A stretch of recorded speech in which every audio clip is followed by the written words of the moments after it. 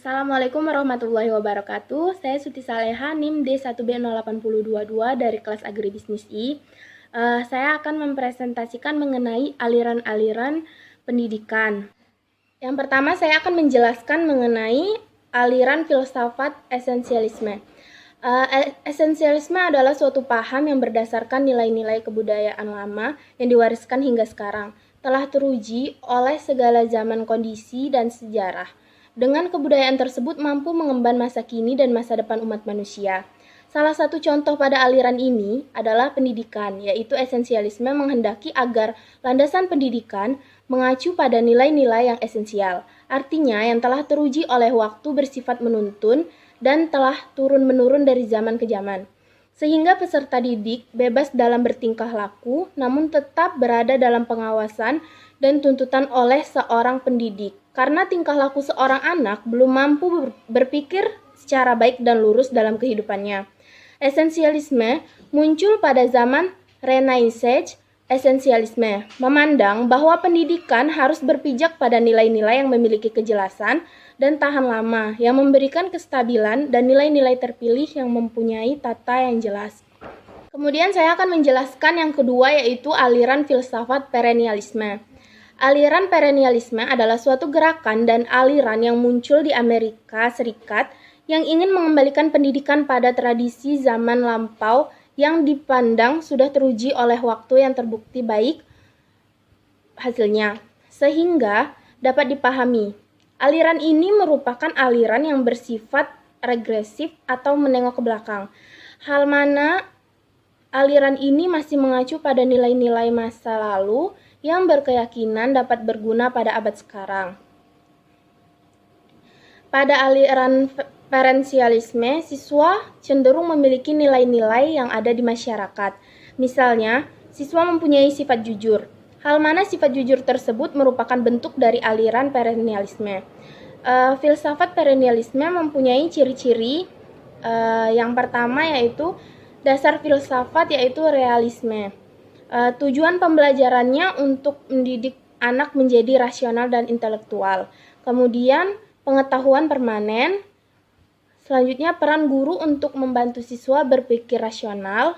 Kemudian metode pembelajaran ekspositosis. Ada beberapa pandangan perennialisme. Yang pertama yaitu pandangan perennialisme mengenai kenyataan. Perennialisme berpendapat bahwa ada yang dibutuhkan manusia, terutama jaminan bahwa realita itu bersifat universal dan ada di mana saja dan di setiap waktu. Dengan keputusan yang bersifat ontologi, kita akan sampai pada pengertian hakikat. Ontologi perennialisme berisikan pengertian benda individual, esensi, aksiden, dan substansi. Yang kedua yaitu pandangan mengenai nilai. Perennialisme berpandangan bahwa persoalan nilai adalah persoalan spiritual, sebab hakikat manusia adalah pada jiwanya. Sedangkan perbuatan manusia merupakan pancaran isi jiwanya yang berasal dari dan dipimpin oleh Tuhan. Secara teologis, manusia perlu mencapai kebaikan tertinggi, yaitu nilai-nilai yang merupakan suatu kesatuan dengan Tuhan.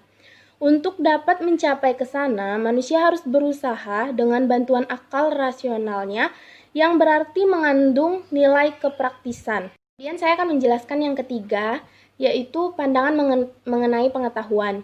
Perennialisme mengemukakan adanya hubungan antara ilmu pengetahuan dengan filsafat sains. Sebagai ilmu pengetahuan, sains dalam pelaksanaannya, analisa dan penelitiannya menggunakan metode induktif, tetapi pusat penelitiannya ialah meneliti dan mencoba data tertentu yang bersifat khusus. Selanjutnya yaitu pandangan mengenai pendidikan. Menurut Plato, dunia ideal yang bersumber dari ide mutlak yaitu Tuhan. Manusia menemukan kebenaran pengetahuan dengan nilai moral dengan menggunakan rasio atau ratio. Tujuan utama pendidikan adalah membina pemimpin yang sadar akan normatif dan melaksanakan aspek kehidupan. Kemudian yaitu pandangan mengenai belajar. Pandangan perennialisme mengenai belajar meliputi teori-teori sebagai berikut. Yang pertama yaitu mental disiplin sebagai teori dasar. Yang kedua, rasionalitas dan asas kemerdekaan. Yang ketiga, learning to reason, belajar untuk berpikir. Kemudian yang keempat, belajar sebagai persiapan hidup. Dan yang terakhir yaitu belajar melalui pengajaran. Selanjutnya saya akan menjelaskan mengenai yang ketiga, yaitu aliran filsafat progresivisme. Aliran progresivisme ini lahir sekitar tahun 1870, tepatnya di Amerika Serikat. Tokoh utama aliran progresivisme yaitu John Dewey. Hal mana aliran ini menanggapi sistem pendidikan tradisional yang sangat kaku, pembelajaran yang otoriter, dan membuat siswa menjadi pasif.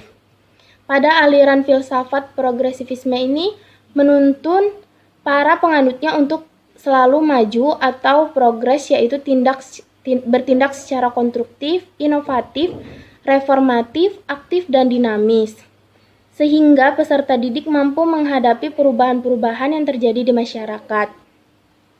Progresivisme adalah suatu gerakan dengan perkumpulan yang didirikan pada tahun 1918. Aliran ini berpendapat bahwa pengetahuan yang benar pada masa kini mungkin tidak benar di masa mendatang. Pendidikan harus terpusat pada anak, bukannya memfokuskan pada guru atau bidang muatan. Progresivisme ini sangat berpengaruh dalam pendidikan bangsa Amerika pada permulaan abad ke-20. Ciri-ciri progresivisme yang pertama yaitu dasar filsafat adalah pragmatis. Yang kedua yaitu tujuan pembelajaran adalah untuk menjadikan anak hidup demokratis. Kemudian selanjutnya pengetahuan adalah pengetahuan tentang hidup demokratis, peran guru sebagai pembimbing, kemudian metode pembelajaran yang digunakan adalah problem solving. Pandangan progresivisme terhadap pendidikan adalah bagi progresivisme gagasan atau kenyataan yang menunjukkan adanya dinding pemisah antara sekolah atau masyarakat ditentang oleh progresivisme. Menurut progresivisme, sekolah yang baik adalah masyarakat yang baik dalam bentuk kecil, sedangkan pendidikan yang mencerminkan keadaan dan kebutuhan masyarakat perlu dilakukan secara teratur sebagaimana halnya dalam lingkungan sekolah. Kemudian yang terakhir saya akan menjelaskan aliran filsafat rekonstruksionisme. Pokok-pokok konsep rekonstruksionisme antara lain yang pertama yaitu pendidikan harus menciptakan tatanan sosial yang baru sesuai dengan nilai-nilai dan kondisi sosial yang baru. Kemudian yang kedua yaitu masyarakat baru. Kemudian yang ketiga, anak, sekolah, dan pendidikan dipengaruhi oleh kekuatan sosial budaya. Selanjutnya, guru meyakinkan murid tentang kebenaran dan memecahkan masalah melalui rekonstruksi sosial secara demokratis. Kemudian mempengaruhi tujuan dan cara-cara yang dipakai pendidikan. Rekonstruksionisme menghendaki tujuan pendidikan untuk meningkatkan kesadaran siswa mengenai problematika sosial, politik, dan ekonomi yang dihadapi oleh manusia secara global dan untuk membina serta membekali mereka dengan kemampuan-kemampuan dasar agar bisa menyelesaikan persoalan-persoalan tersebut. Demikian penjelasan mengenai aliran-aliran pendidikan yang bisa saya jelaskan.